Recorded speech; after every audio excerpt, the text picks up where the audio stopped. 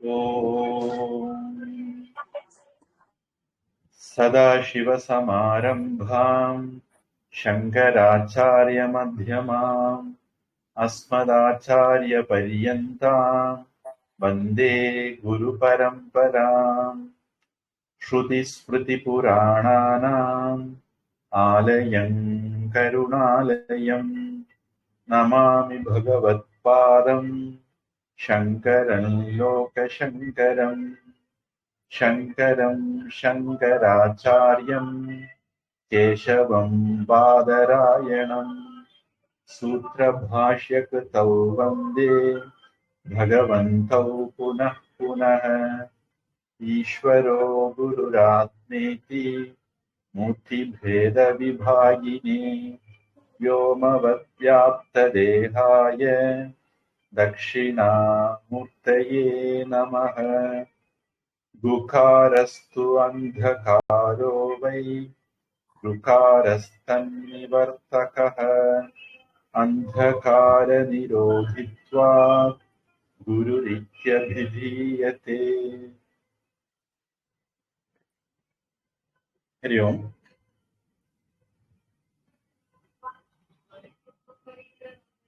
பகவத்கீதை அப்படிங்கிறது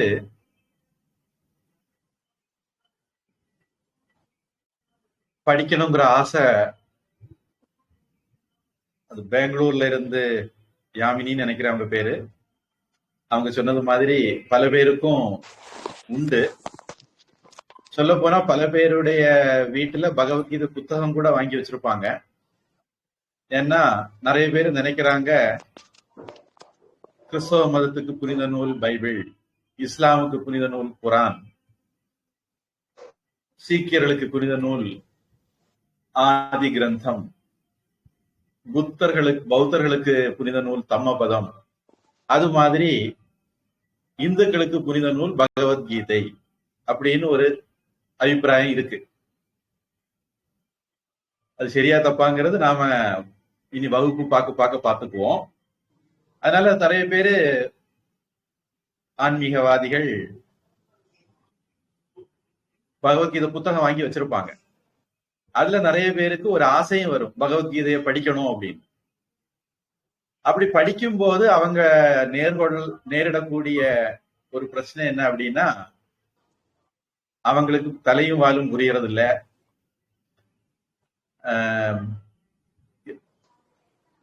தமிழ் மொழிபெயர்ப்பா இருக்கலாம், அல்லது மலையாளம் மொழிபெயர்ப்பா இருக்கலாம், அல்லது ஆங்கில மொழிபெயர்ப்பா இருக்கலாம். ஆனாலும் அவங்களுக்கு அது புரிகிறது இல்லை. இது பிரச்சனை பகவத்கீதையிலேயும் இல்ல, உங்ககிட்டயும் இல்ல. பிரச்சனை அணுகுமுறையில இருக்கு. நமக்கு பிசிக்ஸ் பத்தி தெரியணும் அப்படின்னா நாம ஒரு பிசிக்ஸ் டீச்சர்கிட்ட போய் கத்துக்குவோம். மேக்ஸ் பத்தி தெரியணும் அப்படின்னா ஒரு மேக்ஸ் டீச்சர்கிட்ட போய் கத்துக்குவோம். இப்படி ஒவ்வொரு சப்ஜெக்ட் பத்தி தெரிஞ்சுக்கிடணும்னா அந்த சப்ஜெக்ட்ல பெரிய ஆள் யாரோ அவங்க கிட்ட போய் கத்துக்குவோம். ஆனா நம்ம எல்லாருக்கும் ஒரு அபிப்பிராயம் என்ன அப்படின்னா, பகவத்கீதைனா நானே எடுத்து படிச்சிடலாம் அப்படின்னு. பகவத்கீதை அப்படிங்கிறது குரான் மாதிரி ஒரு கதை புக்கு கிடையாது. பகவத்கீதை அப்படிங்கிறது பைபிள் மாதிரி ஒரு கதை புக்கு கிடையாது. நம்ம நாட்டுல பல புத்தகங்கள் இருக்கு. புத்தகங்களை எல்லாம் நாம தரம் பிரிச்சு வகை பிரிச்சு வச்சிருக்கிறோம். ஒரு உதாரணம் சொல்றதா இருந்தா நம்ம விவரங்கள் பிறகு கொஞ்சம் கொஞ்சமா பார்த்துக்குவோம். எதையுமே நான் இன்னைக்கு விரிவா சொல்ல போறது இல்ல, கோடு போட்டு மட்டும்தான் காட்ட போறேன். வேதங்கள், உபனிஷதங்கள், பிரம்மசூத்திரம், இதிகாசங்கள், ராமாயணம், மகாபாரதம், புராணங்கள், ஸ்மிருதிகள், தர்ம சாஸ்திரங்கள், இப்படி அப்புறம் சூத்திர நூல்கள், சாஸ்திர நூல்கள், இப்படி நிறைய இலக்கியங்கள் இருக்கு. இப்போ பகவத்கீதைக்கு சங்கரர் எழுதினது பாஷ்ய நூல்கள். அந்த பாஷ்யத்துக்கு குறிப்பு கொடுத்தவங்க டிப்பணி, டீகா, காரிக்கை, இப்படி நிறைய இலக்கியங்கள் இருக்கு. ஒவ்வொன்றுக்கும் ஒவ்வொரு பர்பஸ். அந்த வகையில பகவத்கீதை அப்படிங்கிறது ஒரு தத்துவ நூல். தத்துவ நூல்னா என்ன அப்படின்னா, நம்ம ஊர்ல, மற்ற ஊர்ல அதுக்கு வேற அர்த்தம் இருக்கு. நம்ம ஊர்ல தத்துவ நூல்னா என்ன அர்த்தம் அப்படின்னா, நாம நிம்மதியா வாழுறதுக்கு வழிகாட்டக்கூடிய நூலுக்கு தத்துவ நூல்னு பேர். நாம சந்தோஷமா வாழ்றதுக்கு வழிகாட்டக்கூடிய நூலுக்கு தத்துவ நூல்னு பேர்.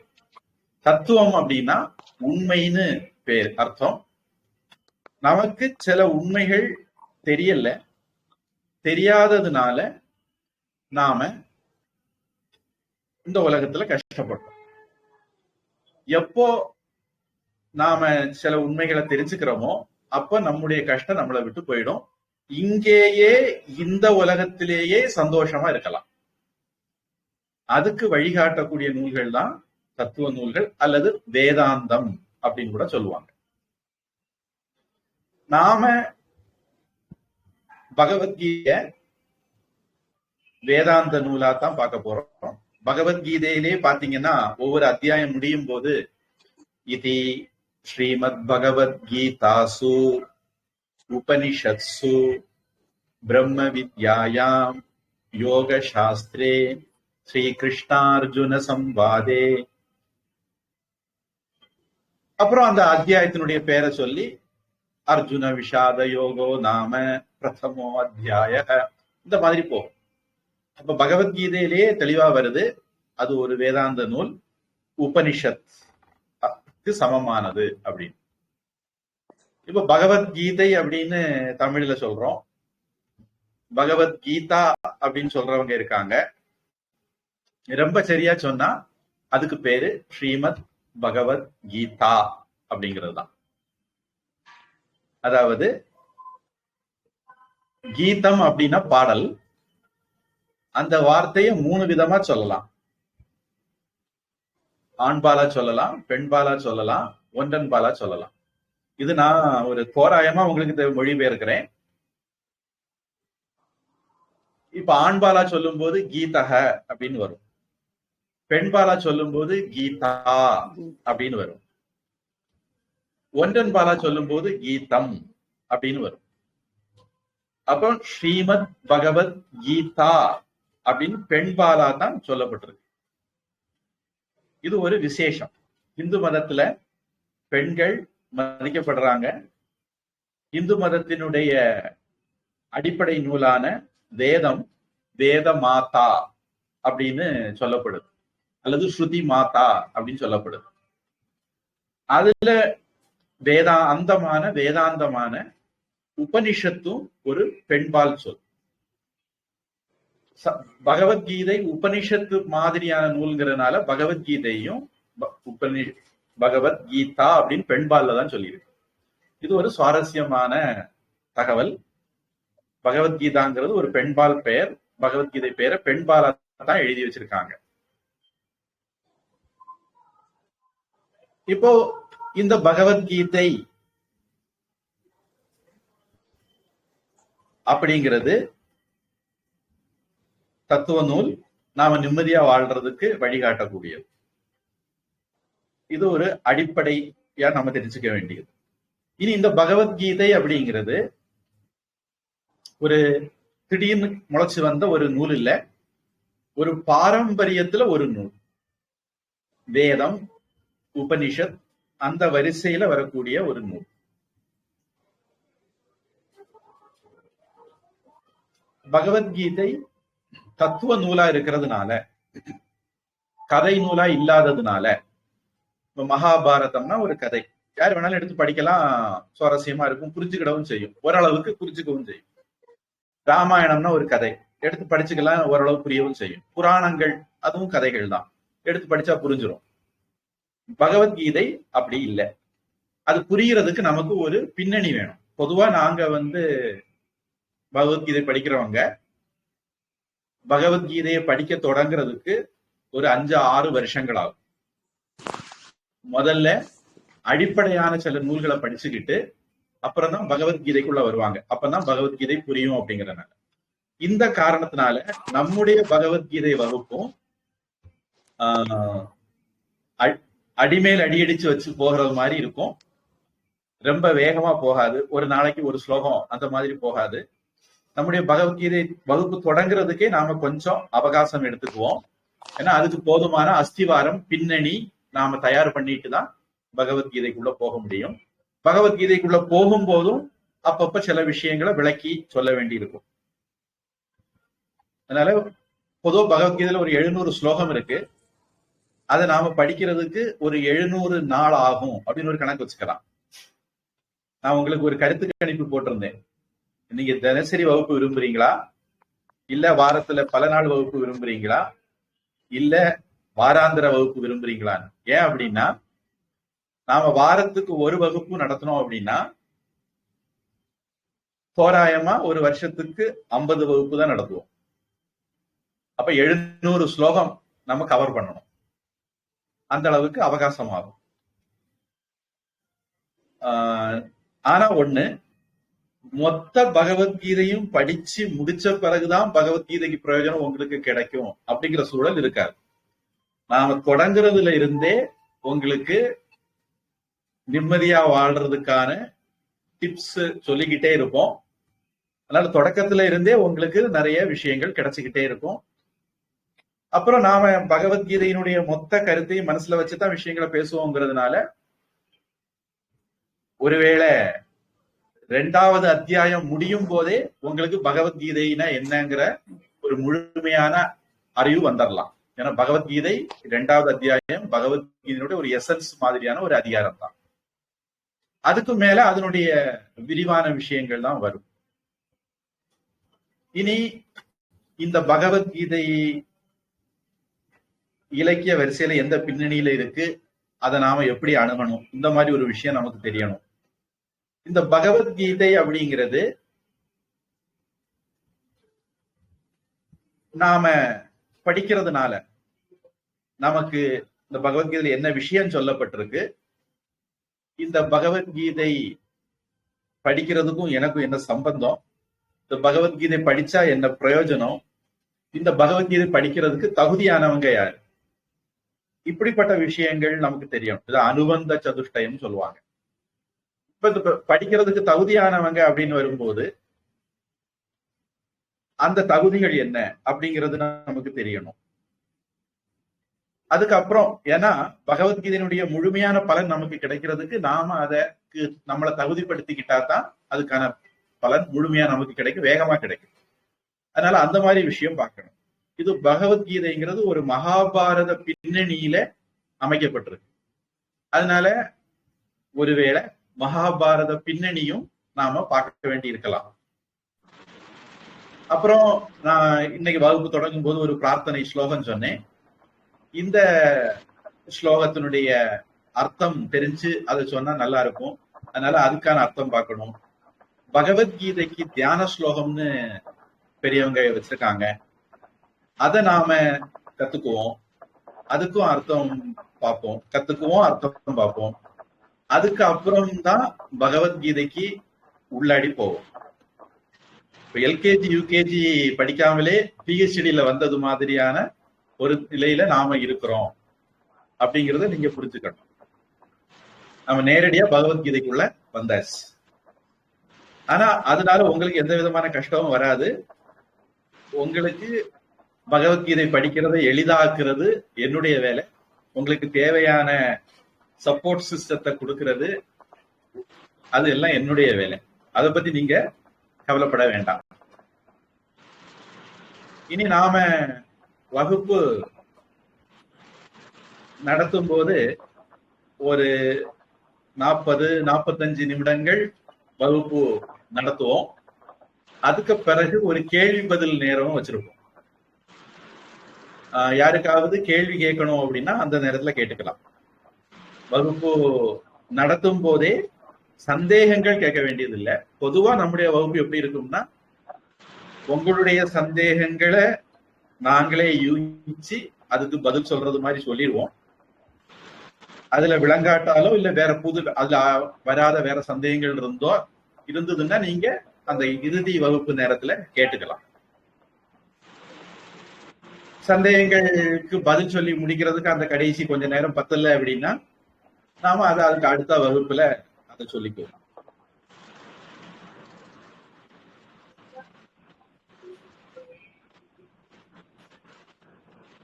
அப்போ முதல்ல நமக்கு என்ன தெரியணும் அப்படின்னா, நோய் நாடி நோய் முதல் நாடி அது தணிக்கும் வாய் நாடி வாய்ப்ப செயல்னு சொல்லுவாங்க. முதல்ல நமக்கு சில நோய் இருக்குன்னு தெரியணும். அதாவது நமக்கு கஷ்டம் இருக்கு, துன்பம் இருக்கு அப்படின்னு தெரியணும். அதுக்கு காரணம் என்னன்னு தெரியணும். அதுக்கு மருந்து என்னன்னு தெரியணும். அதுக்கப்புறம் தான் நாம என்ன பண்ணணும்னு முடிவெடுக்க முடியும். பொதுவா நம்ம எல்லாரும் வாழ்க்கையிலையும் கஷ்டங்கள் இருக்கு. இன்ப துன்பங்கள் கலந்ததுதான் இந்த உலகத்து வாழ்க்கை. கிருஷ்ணன் கீதையில பிறகு சொல்ல போறார், அனித்யம் அசுகம் லோகம். நித்தியம் இல்லாதது, சுகம் இல்லாதது அப்படின்னு சொல்ல போறார். அப்புறம் துக்காலயம் அசாஸ்வதம், துன்பத்தினுடைய கோவில் நிரந்தரம் இல்லை அப்படின்னு சொல்ல போறார். அப்ப முதல்ல ஒரு விஷயம், நமக்கு எல்லாருக்கும் மன கஷ்டங்களோ உடல் கஷ்டங்களோ இந்த மாதிரி விஷயங்கள் இருக்கு. இதுக்கு சொல்யூஷன் பகவத்கீதை. அது எப்படிங்கிறது நம்ம பல காலப்போக்கில் பார்ப்போம். இதுக்கு சொல்யூஷன் பகவத்கீதையில இருக்கு. அதனாலதான் நாம இந்த பகவத்கீதைய இனி படிக்க போறோம். பகவத்கீதை இதை எப்படி சாதிக்குது அப்படின்னா,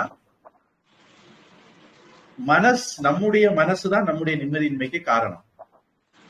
நம்முடைய அறியாமை தான் நம்முடைய நிம்மதியின்மைக்கு காரணம். நம்முடைய தப்பு அபிப்பிராயங்கள் தான் நம்முடைய நிம்மதியின்மைக்கு காரணம். நாமெல்லாம் என்ன பண்றோம் அப்படின்னா, நான் என்ன பாக்குறனோ அது உண்மை, நான் என்ன நினைக்கிறேனோ அது உண்மை, நான் என்ன புரிஞ்சிருக்கிறனோ அது உண்மை இப்படின்னு நினைக்கிறோம். ஆனா அது சரிதானா அப்படின்னு நாம எப்பவுமே பரிசோதனை பண்ணது இல்லை. முதல்ல நான் அந்த பரிசோதனையில இருந்துதான் நம்ம வகுப்பு ஆரம்பிக்க போறேன். முதல்ல நமக்கு பல தப்பு அபிப்பிராயங்கள் இருக்குது, நாம பாக்குற விஷயங்கள் எல்லாம் சரியா இருக்கணும்னு கட்டாயம் கிடையாது அப்படிங்கிறது தான் முதல்ல புரிய வைக்கிறதுக்கான முயற்சி. இப்ப இதுல மொபைல் வச்சிருக்கிறவங்களுக்கு இது எவ்வளவு நல்லா தெரியுதுன்னு எனக்கு தெரியல. ஒரு யானை தெரியுதா உங்களுக்கு?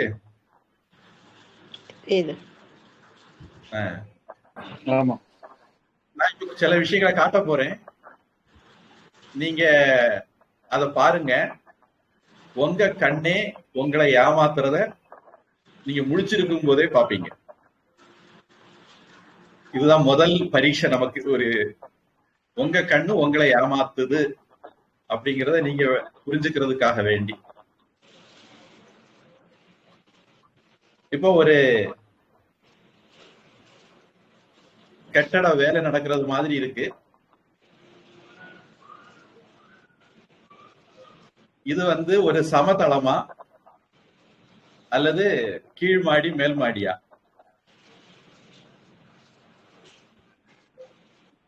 சமதளம். சிலருக்கு சமதளமா தெரியுது, எல்லாருக்கும் அப்படித்தான் தெரியுதான்னு தெரியல. இது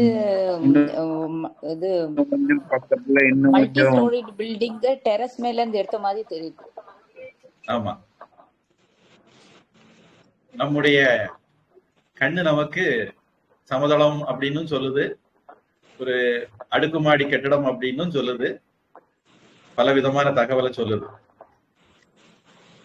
அடுத்து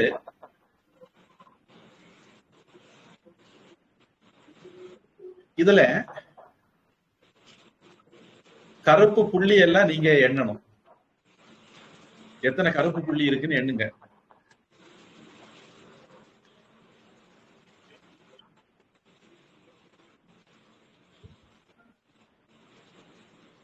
நீங்க கருப்பு புள்ளிய தேடி போய் பார்க்கும்போது அது வெள்ளை புள்ளியா மாறிடுது.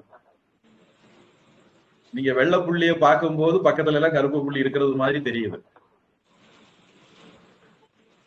நம்முடைய மூளை செயல்படுறதுல ஒரு மெக்கானிசம் இருக்குது. அந்த மெக்கானிசம் ஒரு ஃபுல் ப்ரூஃப் மெக்கானிசம் இல்ல. அதாவது குற்றம் இல்லாத ஒரு மெக்கானிசம் இல்ல. அதுல நிறைய குழப்பங்கள் இருக்கு. அதனால நம்ம கண்ணு நம்மளை ஏமாத்தும், பல பிரமைகளை காட்சிகளை காட்டும். இது இன்னும் ஒண்ணு, நீங்க கருப்பு புள்ளிய தேடி போனீங்கன்னா அந்த புள்ளி வெள்ளை புள்ளியா மாறுறத பாப்பீங்க. அந்த அனுபவம் எல்லாருக்கும் இருக்கும்னு நினைக்கிறேன். இப்போ இதுல நேரா அடியில இருக்கக்கூடிய கோடு நேரா தெரியுது. அதுக்கு மேல இருக்கிற கோடுகள் எல்லாம் நேரான கோடுகளா வளைஞ்ச கோடுகளா அப்படிங்கிறது கேள்வி.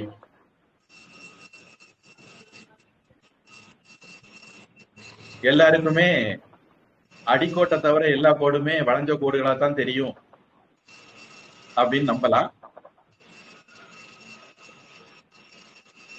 ஆனா உண்மை என்ன அப்படின்னா எல்லாமே நேர்கோடு தான்.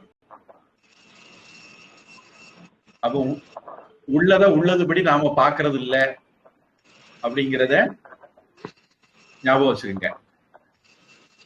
நம்முடைய கண்ணு நம்மளை ஏமாத்தலாம், நம்முடைய காது நம்மளை ஏமாத்தலாம், நம்முடைய நாக்கு, நம்முடைய தோல், நம்முடைய மூக்கு எல்லாமே நம்மளை ஏமாத்தலாம்.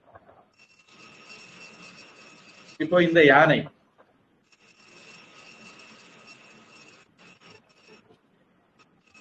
இதுக்கு எத்தனை காலுன்னு கேக்குறாங்க.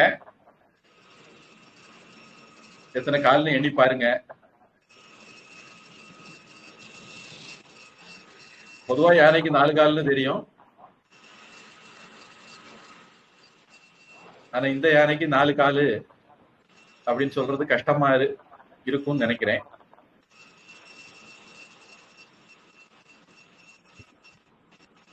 இது கொஞ்சம் சமயம் எடுக்கிற ஒரு விஷயம். அதனால இத ஸ்கிப் பண்றேன்.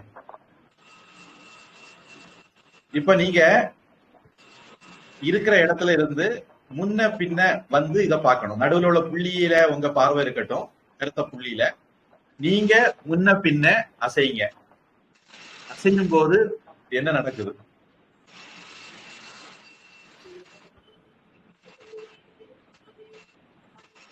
சுற்றி இருக்கிற வட்டங்கள் நகர்ற மாதிரி இருக்கும், சுத்துறது மாதிரி இருக்கும்.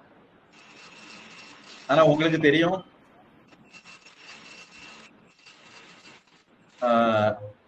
நான் சொல்ல இதை காட்டக்கூடிய நான் சொல்றேன், அது உண்மையிலே வெறுமனே வட்டங்கள் இருக்கு, அங்க சுத்த ஒண்ணும் இல்லை. இது 2D தான், அனிமேஷன் பிக்சர் கிடையாது.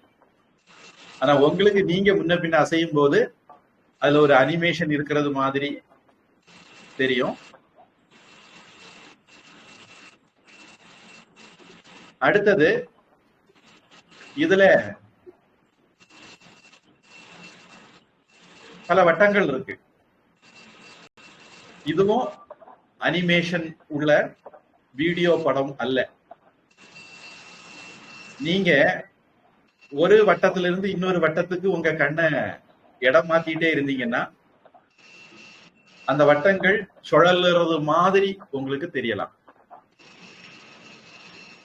ஆனா உண்மையிலேயே அங்க அனிமேஷன், நகர்வு, அசைவு இல்லை. இந்த புஸ்தகம் உங்களை பார்த்து இருக்குதா இல்ல என்ன பார்த்து இருக்குதா?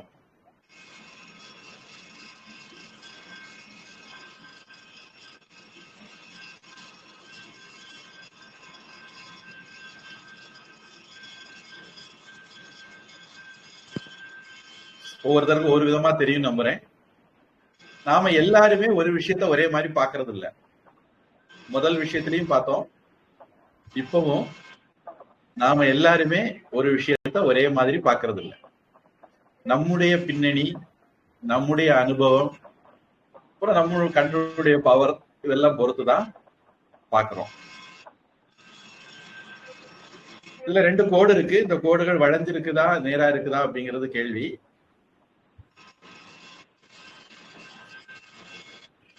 நம்ம கண்ணு நல்ல கண்ணா இருந்தா வளைஞ்சிருக்கிற மாதிரி தெரியும். ஆனா உண்மை அது இல்லை. உலகத்துல விஷயங்களை உள்ளது உள்ளபடி நாம பாக்குறது இல்ல அப்படிங்கிறதுக்கு ஒரு உதாரணம். இதுல 2 வட்ட கூட்டங்கள் இருக்கு. நடுவுல இருக்கிற வட்டம் எது பெருசு எது சின்னது அப்படிங்கிறது நமக்கு எழுப்பக்கூடிய கேள்வி. இதுல சரஸ்வதி அக்கா உங்க மைக்க மியூட் பண்ணி பாருங்க.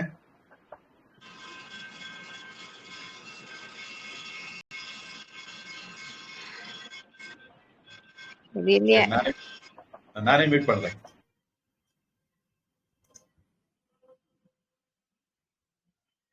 அடுத்தது இந்த 2 வட்டத்துல எது பெருசு அப்படின்னு பார்த்தா நமக்கு பாக்குறதுக்கு வலது பக்கம் இருக்கிறது பெருசு மாதிரி தெரியும், இடது பக்கம் இருக்கிறது சின்னது மாதிரி தெரியும்.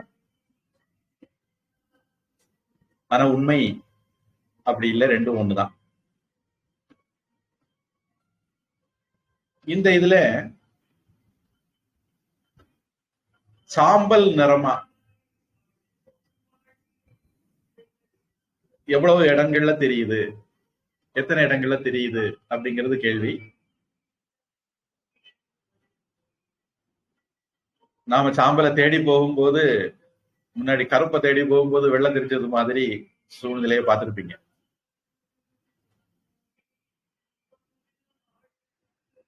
இப்ப இதை பார்த்தா உங்களுக்கு என்ன தெரியுது? ஒவ்வொருத்தருக்கும் ஒவ்வொரு மாதிரி தெரியலாம். நாம எல்லாரும் ஒரே விஷயங்களை ஒரே மாதிரி பாக்குறதுல நம்ம ஒவ்வொருத்தருக்கும் விஷயங்கள் ஒவ்வொரு மாதிரி புரியுது, தெரியும். சில பேருக்கு இது ஒரு மனித முகம் மாதிரி தெரியலாம், சில பேருக்கு லையர், ஒரு ஆங்கிலம் தெரிஞ்சவங்களா இருந்தா லையர்னு இங்கிலீஷ்ல எழுதியிருக்குங்கிற மாதிரி தெரியலாம். கொஞ்சம் சார்ஜ் பாத்தீங்கன்னா அது நல்லாவே தெரியும்.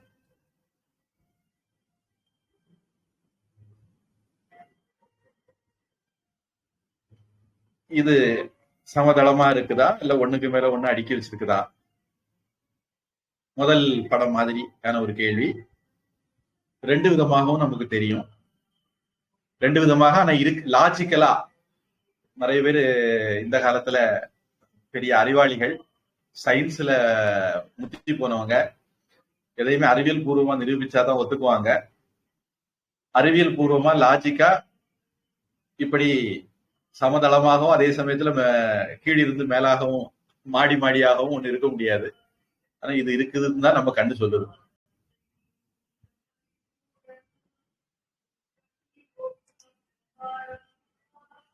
இப்போ இது ஒரு உதாரணம். இப்ப சொல்லுங்க, நீங்க இந்த உலகத்துல பாக்குறதெல்லாம் எந்த அளவுக்கு நம்புறது? பொதுவா ஒரு மனிதனுக்கு அறிவு அப்படிங்கிறது கண்ணு மூலமா வரலாம், காது மூலமா வரலாம், மூக்கு மூலமா வரலாம், நாக்கு மூலமா வரலாம், தோல் மூலமா வரலாம்.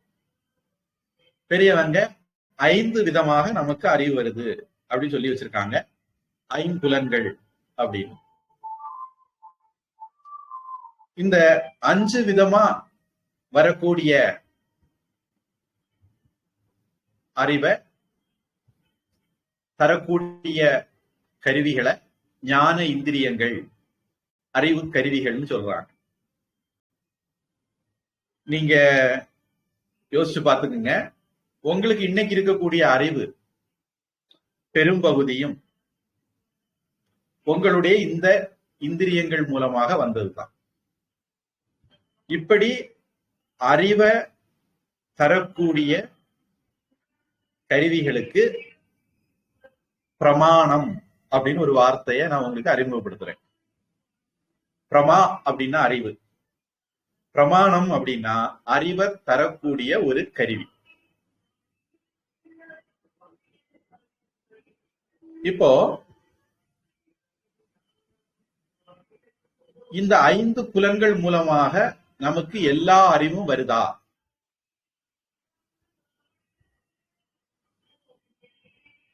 இப்போ மலையில புகைய பாக்குறோம்.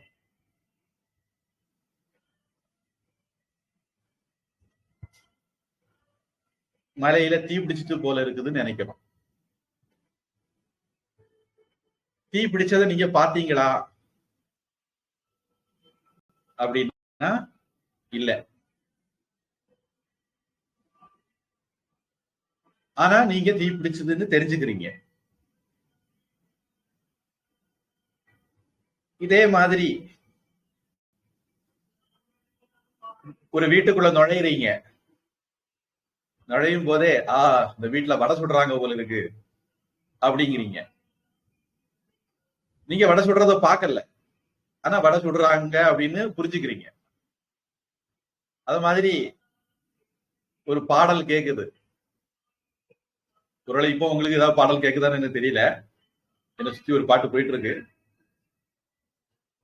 இது ஜேசுதாஸ் பாடினது, இது பாலசுப்ரமணியம் பாடினது, இது சுப்புலட்சுமி அம்மா பாடினது அப்படிங்கிறீங்க. நீங்க அவங்க பாடுறத பாக்கல, ஆனா சொல்றீங்க.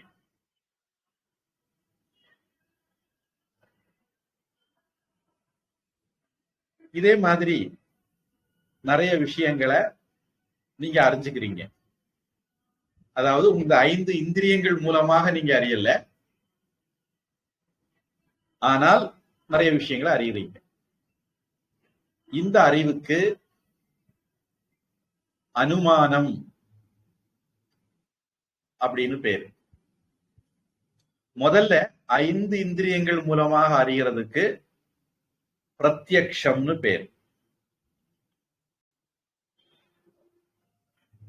பொதுவா நாம இது உப்பா இருக்குன்னு தெரிஞ்சுக்கிட்டேன், இது காரமா இருக்குன்னு தெரிஞ்சுக்கிட்டேன், இது ஜேசுதாஸ் பாடுறது தெரிஞ்சுக்கிட்டேன் அப்படிங்கிற மாதிரி சொல்றோம். தெரிதல் அப்படிங்கிறது, பார்த்தல் அப்படிங்கிறது அறிதல் அப்படிங்கிற அர்த்தத்துல நாம பல இடங்கள்ல பயன்படுத்துறோம். அதனால பிரத்யக்ஷம் அப்படிங்கிறது 5 இந்திரியங்கள் மூலமாக நாம் அறியக்கூடிய அறிவை எல்லாத்தையும் பிரத்யக்ஷம் அப்படிங்கிற பேர்ல சொல்றோம். இது தமிழ்ல காண்டல் அளவை அப்படின்னு சொல்லுவாங்க. அதாவது பிரத்யக்ஷ பிரமாணம் அப்படிங்கிறத காண்டல் அளவை. திருக்குறள் பரிமேலழகர் உரை படிச்சீங்கன்னா அதுல இந்த வார்த்தை பயன்படுத்தியிருப்பாங்க. இப்ப நமக்கு தமிழும் தெரியாது, சம்ஸ்கிருதம் தெரியாது, அதனால ஒன்றும் பிரச்சனையே இல்லை.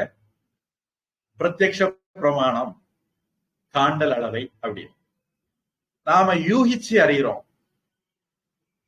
அப்படி அறிகிறதுக்கு அனுமான பிரமாணம், தமிழ்ல கருதல் அளவை அப்படின்னு சொல்றாங்க. இப்ப இந்த 2 நாள எல்லா அறிவும் வந்துருதா அப்படின்னா இல்ல. நமக்கு இதை தாண்டியும் அறிவு வருது. எப்படி வருது அப்படிங்கிறது நீங்க யோசிங்க. உங்களுக்கு ஹோம்வொர்க் அடுத்த வகுப்புல நான் கேட்கிறேன், விடை என்ன நீங்க கண்டுபிடிச்சீங்க அப்படின்னு. 5 புலன்கள் மூலமாக அறிகிறோம், அது ஒரு விதமான அறிவு. யூகிச்சு சில விஷயங்களை தெரிஞ்சுக்கிறோம், அது இன்னொரு விதமான அறிவு. இந்த 2க்குள்ள மட்டும் இல்ல, நமக்கு அல்லாமல அறிவு வருது.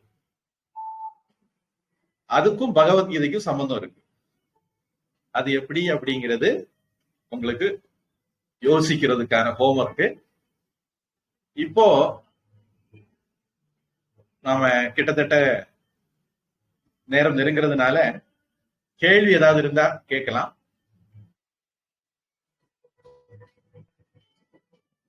அதுக்கு பிறகு மேற்கொண்டு வகுப்புகள் எப்படி போகும் அப்படிங்கிற விஷயத்தை பத்தி நான் சில விஷயங்கள் சொல்றேன். அதுக்கு பிறகு நாம வகுப்பு நிறைவு பண்ணுவோம். இப்போதை கேள்வி நேரம். அன்மியூட் பண்ணி பேசலாம்.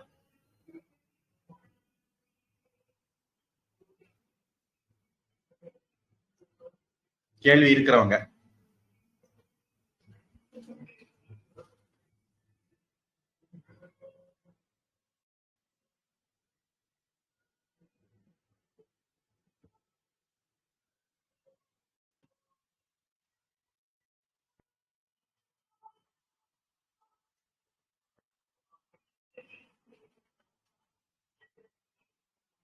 யாருக்கும் கேள்வி இல்லைன்னு நினைக்கிறேன்.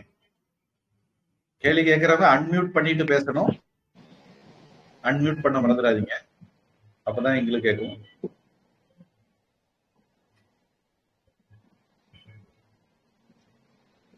இன்னைக்கு பெரிய அளவுல கேள்வி வர்றதுக்கு வாய்ப்பு கம்மி தான். கேள்வி இல்லைங்கிற பட்சத்துல நம்ம அடுத்த கட்டத்துக்கு நகருவோம்.